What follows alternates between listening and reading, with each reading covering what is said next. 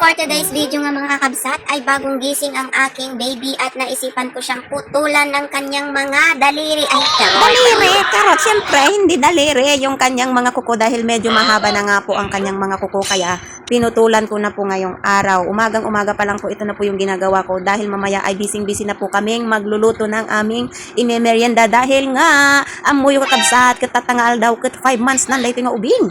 kat habang bunga bakit kakabsat kat ngumiyungiwag ado iti ibagabaganan nga hamot nga mauawatan. Ngam uray kas di kakabsat kat maawatak lata iti kahit nga sawon. No nagsangit-sangit daytan kakabsat mabisin dayta. No agpud-pudpud ti ulo na daytan kakabsat makaturog dayta. Makikita kakabsat nga mapudpudutan ti bagina makadigdigusen dayta. No agniwat-niwat daytan kakabsat agpapansin. No ingato-ngato na dagita ugo na kakabsat kahit nati agpaubba. No agpukapukaw dayta kakabsat kat agkankanta. Adun ti may pagbakita na nga adda ti ibig sabihin na dayti nga ubi. So bilang ina kakabsat kat may ayatan nakta kita ang mat kat kay kayatan na iti manil kateran nga nakariing ha nga katurog. Syempre nakariing garuda